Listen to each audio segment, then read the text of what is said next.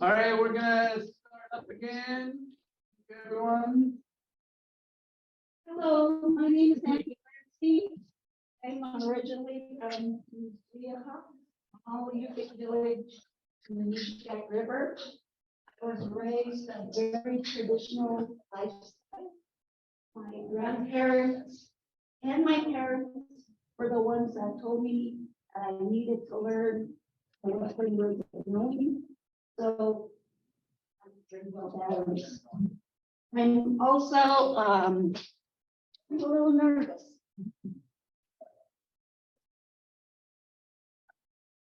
So I'm an alumnus at Interdisciplinary.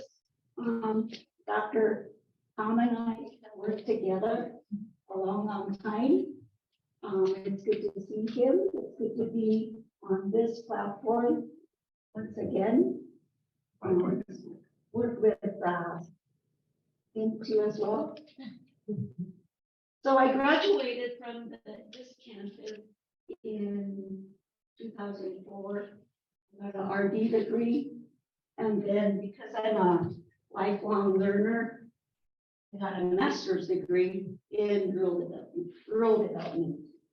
I am nervous, and I shouldn't be. So I just want to let you guys all know that everything that my parents taught me was to be the way to a human being. And they taught me to pay attention to the land, the environment, and to be very, very respectful. I'm so brand new to this job as well. It's only been 3 months. So that's why my talking points. So today we are here to bring together local and Indigenous knowledge systems that will reunite us as we move forward and bring important issues to our rural communities. One of them is economic development. Our rural communities in this region face unemployment rates, really super high rates. 17% in the Bristol Bay rural, Dillingham census area, which is this community in the villages of the Caliaq, face 18.2% unemployment rates. Like in Peninsula Borough, they face 22.4% compared to the state of Alaska at 5.4%. Alaska statewide 4-year high school graduation rate is really low. For the Alaska Native American Indian students, it's 68.32%. That's alarmingly low. And then compared to the 85.66% for non-natives. And so we need to do something about these alarming rates. Graduation rates are really, really low too for our Alaska Native students. And they range from 55 to 78% in this entire region. So the data shows that we need to do something about our youth in this region. Jobs do exist. There's health aides, pilots, village administrators. There's some folks that work in the municipalities, except our youth. They are not exposed to careers outside their villages, and they're only exposed by television or social media. So today I'm excited to announce we're going to hopefully change that. You can see Bristol Bay Native Corporation received a 5-year grant, $2.6 million.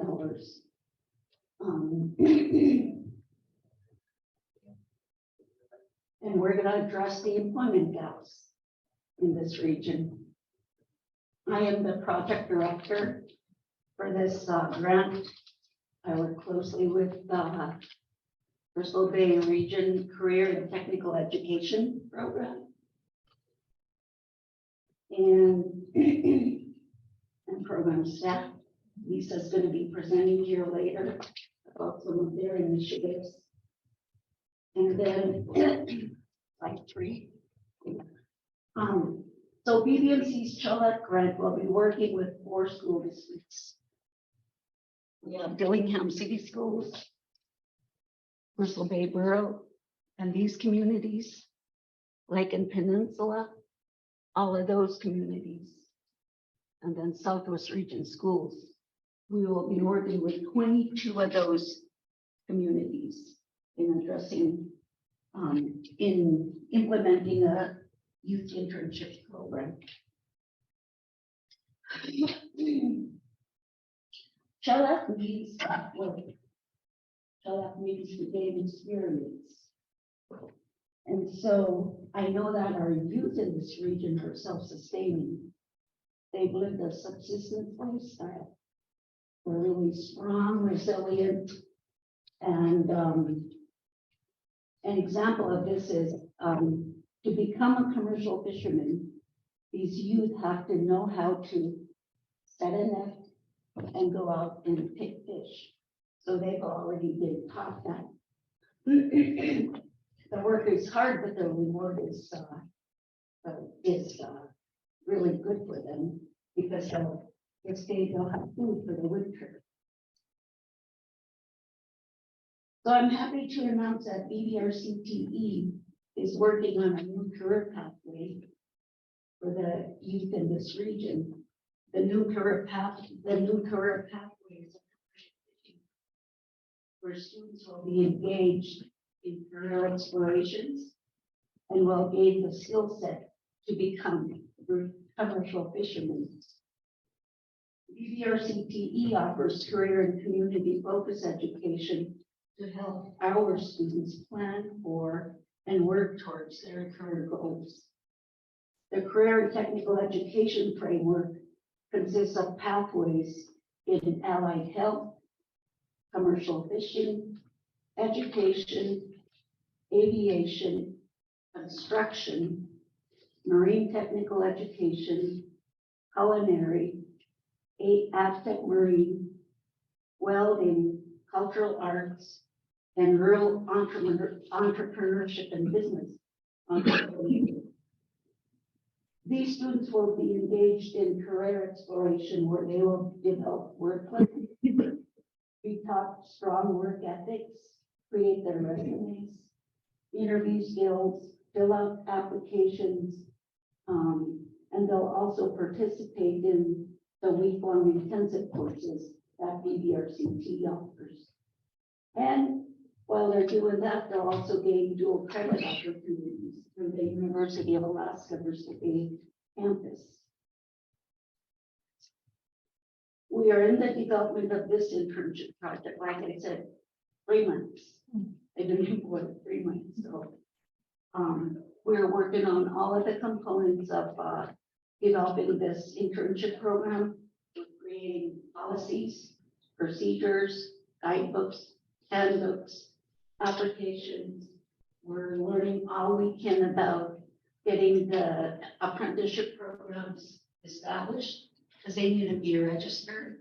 Then, of course, we have to deal with the state of Alaska's workforce policies, because there's certain things that these kids can't do in work. It's really strange. They could go home after school and chop wood, carry wood, use a chainsaw, but in work, in the real work, they can't do that. So we have to be really creative and mindful of ways that we can get our students engaged in work.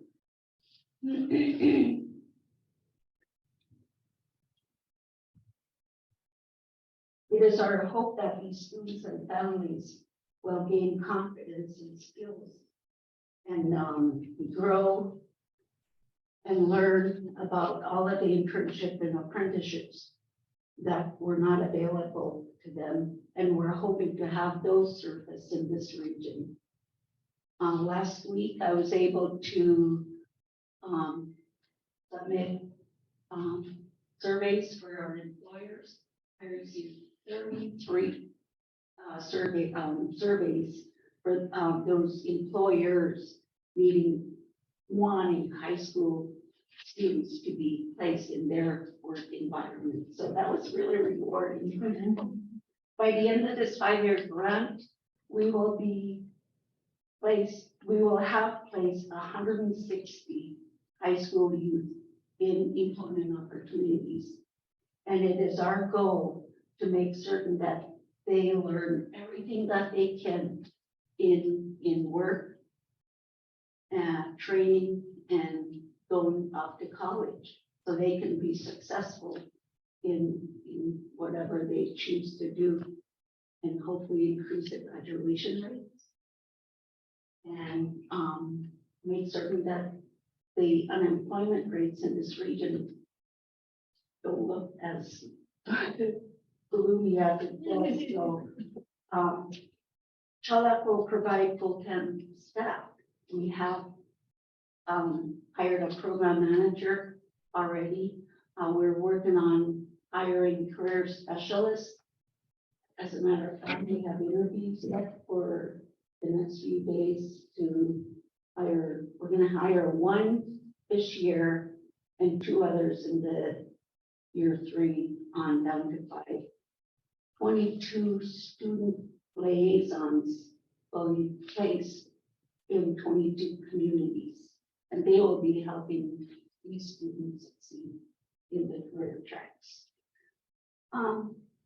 We hope to see our schools see a connection and interest from students in the completion of needed academics to prepare for participation in this exciting program. And I thank you very much. I'm available for questions. Well, thank you. Well, while Chad's getting this pulled up, I'll go ahead and start talking. So my name's Gabe Dunham. I'm the Marine Advisory Program Leader for Alaska Sea Grant. I'm also the Fishery Business Specialist. Relatively recently located out of Juneau. Before I went down to Juneau, I was the Marine Advisory Program Agent, a position that Tad holds for the past 7 years here in Dillingham. And so if you don't know a whole lot about Sea Grant, it's a word that's been mentioned quite a few times over today and yesterday. But we are a partnership between NOAA and UAF in Alaska, a jointly funded partnership. And there are 34 Sea Grant programs within the Sea Grant network. If that ever comes up in trivia, now you know that answer. There's a program in every coastal and Great Lakes state in the United States, including Guam, Puerto Rico, Hawaii, and an affiliate of sorts in South Korea. So we're kind of all over the place. We work in outreach, research, and education. And in Alaska, we do that through a network of agents and specialists located in coastal communities. We'll have a map that pops up later. I'll mention some of our agents. And of course, you know, Tav, and you just heard from Gabe a few minutes ago. Gabe is our agent up in NOAA. So what I'm going to talk about a little bit today, and Tav's going to join me for the last couple of slides here, is a project that we did to assess at a statewide level the training needs and some of the strategies to meet those training needs for new entrants to the commercial fishing industry. And new entrants is a rather broad term if you're familiar with commercial fisheries. You could be a new entrant looking to get a job as a crew member on a boat who's never been in fisheries before, or you can be a new entrant who is looking at purchasing a vessel for their first time, or a permit for the first time, or IFQ for their first time. And this is an important thing to know because, to say it very loosely, commercial fishing is a really big industry in Alaska. It's Alaska's largest single employer is the commercial fishing industry, or excuse me, the seafood industry. And to put more of a location specific and perhaps a personal touch on it, did anybody see the massive pile of boats alongside the highway, driving to downtown. That's a big part of Dillingham's economic base is commercial fishing. And the reason it's a big part is because it contributes money from outside of this economy into this economy. It's an injection of basic economic input, right? And to the tune of roughly, on average, of the gross earnings for a commercial fishing permit is about $185,000. That's a gross figure, right? And so you're going to subtract expenses and whatnot, not from that. But one important point to make is that there's not just the captain, not just the owner of the commercial fishing business themselves that make money. It's everybody that, well, the crew members, right? If you look at it, if you think about it, a typical cruise share being roughly 10%-ish of that gross, they're perhaps bringing home, $18,000 a year for 2 months of work. If you translate that to a 40-hour per week job, that's $56 an hour. And a lot of those crew jobs, you bring that money back to their home community. So having crew that are well-trained, crew and beginning fishermen that can responsibly run businesses is really important. He's just nodding. It's like preaching to the choir. He's been talking about some of the work that BBRCT has done in this area too. So we assessed this at, go back one slide, Tab. Project team members. I want to forget this. So our agent, Sunny Rice in Petersburg, myself, Julia Matwayu, our agent in Caliaq, and Tab here in Dillingham. We're the core project team that did this assessment. Okay. So we basically had two objectives, right? And I kind of gave them away, a bit of a spoiler alert earlier, to identify needs and develop the strategies. And to do that, this was the bigger part, right? To do that, we went through this sort of, I guess what a legal person would call the process of discovery, right? So we did a lot of background research, read some strategic plans, looked at a lot of websites, called the people that we knew that were working in these areas and kind of gathered some ground information. Then we assembled these same groups, actually, more specifically, a group of educators or facilitators of education in the commercial fishing industry, right? A good example is BBNC. They facilitate a lot of training and education. They were on that list, right? Fishing associations and organizations. So we assembled that and held multiple listening sessions, basically to figure out what are people doing right now, who's doing what, how effective it is, and where is it happening? Alaska is a big place. If you train commercial fishermen in Southeast Alaska, it's not definitely guaranteed that you're going to get to those commercial fishermen that need training in Anchorage or Caliaq or out here in Bristol Bay. So where is really important. I'll come back to that too. Of course, all this happened when COVID was happening, right? So we wrote a grant to talk about this experiment or this project design, and then we couldn't travel and go do what we wanted to do for the project. So we did integrate a survey in here. Listening sessions we did remotely, survey, and then we put a survey in there so we can try to get out to those people, those communities that we wanted to get out to in the beginning. So the survey, which I'll talk about a little bit later, took the information that we got from these listening sessions, where we talked to, again, those educators, facilitators of education, fishing associations, fishermen themselves, and then compiled that into the main points for the survey. We'll cover that in a second. Second objective, strategize, get people back together and strategize on how we could address those needs and report out on it. I'll have to admit, the reporting out is not quite finished yet. We're still writing the report. We've got some preliminary results, and that's what we're going to talk to you about today in these next slides. So in that whole process of discovery, there's a lot of work being done in Alaska. The people are covering, organizations are covering different things in different locations in the state. For example, down here in Ketchikan, UAS has a maritime program that has a whole huge floor in their shop full of diesel engines. They teach people how to work on diesel engines.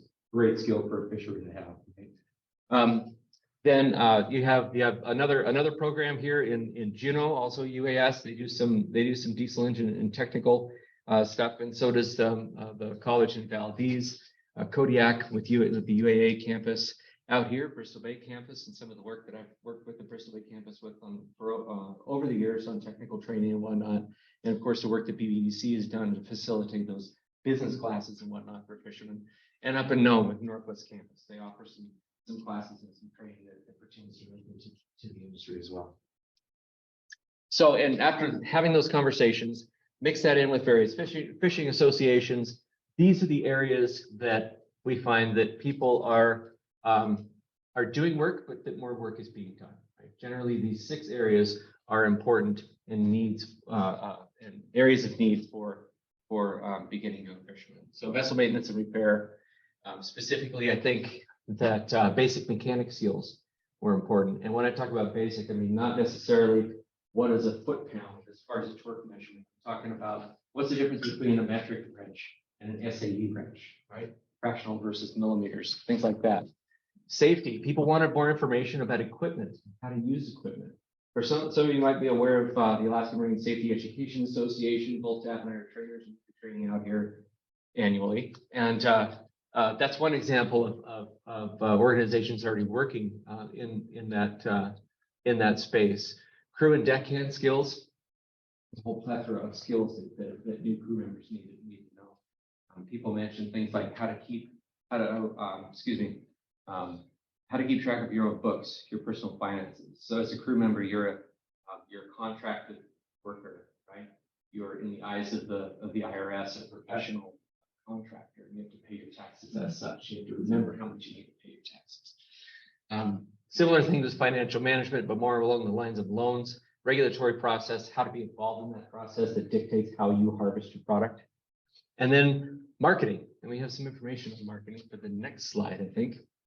Oh, maybe the one after that, but I'll get to that in a second. Anyways, marketing kind of centered on direct marketing, people who wanted to sell their catch directly to the dock, websites and things like that. So a little bit about the survey. Again, I said that we designed the survey based on our focus group and our listening session areas, those 6 topics. We sent it to 1,400 people, kind of a snowball approach where we asked them to forward that on to others if they think might be interested in it. We ended up with 124 responses, and we collected no demographic information, just answers to our questions. So here's a glimpse of the survey data, and we go again. I said that here's our 6 areas, but this is the relative importance that we ask people to rate these various areas, and one being most important, and on the x-axis and here on the y-axis, the number of responses or number of people that gave it that voted that particular number. So you can see that marketing decidedly not important compared to the other topics for this survey information. Although on the other hand, safety pretty important.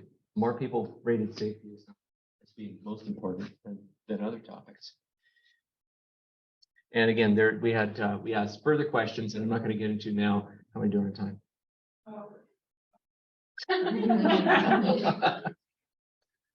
I'll talk faster. Anyways, I already mentioned some of the further delineations within these subject areas that we ask people to give us more information about. What specifically do you care about, or do you think people need to know about safety? What specifically do you think people need to know about vessel maintenance? I mentioned that already. We also gave people the opportunity to give open-ended comments, and here's some of the information we got. We got comments. We asked for comments based on geography. So people have a lot of input to offer for them. Bristol Bay Bison's Seine fishery, for example, they could offer that. Bristol Bay, of course. And then here's some of the feedback. So in Bristol Bay, people care a lot about knowing about financing and managing debt, tides and currents, which is actually a really big theme in Cook Inlet. Apparently, tides and currents are important in both areas, but this is good information. Things like chart rating, navigation, in Southeast drift and troll, net repair and construction. People want to know more about how fluctuations in run sizes don't match the forecast. They want to know more about how the stock is being managed and where the data comes from. Next slide. Okay, area information, and folks in Caliaq, net hanging, safe unloading, really applied work there, working with heavy suspended loads. And Prince William Sound, more operational safety, winch safety. Seiners in general, again, net building and mending. So gear repair is a really common theme here, you can see. Problem solving when steering issues arise. Those are big issues, right? When steering issues happen, that's a big deal. And then a couple of other comments here. Southwest small scale processing, kind of in the direct marketing realm. Couple conclusions. We got our top three: safety, vessel maintenance and repair, crew training. Go ahead, Todd. Okay, when it comes to thinking about strategies, this might look familiar to some of you. That's Nick or Nick River. Next. So strategies, we took those needs assessment results and we got people back together. Some of them were the original folks that we had help us formulate those 6 areas in our first listening sessions. And we had conversations to answer these questions, right? We broke out into several groups and we put our heads together and developed a few strategies. And those are going to be starting on the next slide. For safety, we could create resource lists that are location specific. So safety that is catered more to locations, particular fishery. For example, the Sage fishery. One of the most dangerous things on the deck of the same boat is the same wind, right? To the point that NIOSH, National Institute of Occupational Safety and Health, has done a lot of research on how to make an emergency stop mechanism just for the winch because so many people get hurt in that. So really location specific safety information like that. Incorporate gear specific safety and make online safety training resources, some of which is already done, but again, getting back to the specificity. If somebody wants to know about gill netting, if they want to know about long lining, what to watch out for, the hazards and things like that. Financial management, life skills into other training. So yeah, things like managing your own personal finances is a big challenge for some people, especially crew members. Keeping in mind that you're legal to be a crew member when you're 16 years old in Alaska. Now, raise your hand if you are fiscally responsible at 16 years. Creating a network of mentors. This is one of my favorites. A network of mentors by location or by fishery. Some group of people that young people know, beginning fishermen know that they can contact if they've got hard questions. Crew and deckhand skills. This is something that has come a long ways, I think, in the last half decade or so. Training for crew, applied skills for crew members. And some of the places that training has started in Bristol Bay is right here. At the suggestion of a local community member, when I was the map agent out here, this person said, "We're not doing enough to train our young people how to be in our fisheries." Yeah, you're probably right. Let's take a look at that. And so we made a class. This person helped me create the class. We worked with BBNA and we made the first crew class. Fast forward a couple of years, Tab and I run the crew class together. Tab runs crew classes. We integrate with the safety class. We talk about this with Lisa all the time and the BRCP program and how we can merge the two together more. And that's what's happening. There's been over in Bristol Bay, there's been over 130, I'm going to say, by now, potential crew members, young crew members that are taking this crew training class. This is a major area I think we've been pretty successful in, and combining that with that mentorship and taking the next step to get people on boats and teach them how to put those applied skills to work, make some money in a safe space. It's what Tab's going to tell you about in just a little bit. Next one. And the regulatory processing, regulatory process, but keeping in mind this is a statewide thing. I tend to talk about Bristol Bay a lot, right? Because it's a favorite place. But training in the Board of Fish, how to be influential and how to engage with that political process is very important, but also the Fisheries Council process, not forgetting our federal fisheries. Right. Marketing, RSW technician training, awareness for quality. And yeah, this is a big one right here. And we have a couple of projects to increase our support for direct marketers. Go ahead, Sam. Let's skip over this one. I'm taking time away from what you want to say now. So where this is going next steps is that we've got a proposal out to do what we're calling the AK onboard program. It's a statewide crew training and apprenticeship program working with the Alaska Longline Fisheries Association, the Alaska Marine Conservation Council, and trying to get out to regional spaces in Alaska that have a demand for younger generations to get jobs on commercial fishing boats. One of the details of that, or the design features of that program, is it's really adaptable. It works with ideas that are currently in place or ideas that are made to fit a particular area. And one of those ideas is one that Tab and I'm working on in the Skipper Apprenticeship Program. So I'll hand it over to him. He can tell you about that.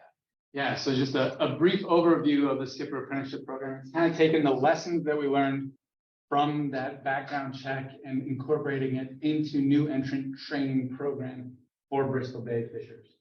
So it's a tiered training program that is not necessarily required that you go from the bottom to the top, but they're micro credentials that you can kind of plug and play, and also have sequential if you want to start as a greenhorn, work your way up. Second stage, be a deck boss. Third stage, be a lead engineer.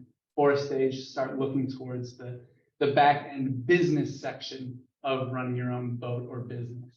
So you start out safety. We saw safety was the #1 concern, as well as crew training, introduction to basics. That's where we're starting it out. We're sort of building on that to help students, or sorry, to help prospective captains, skippers, crew members get experience on the water, as well as formal training in the classroom in short, accessible, safe environments.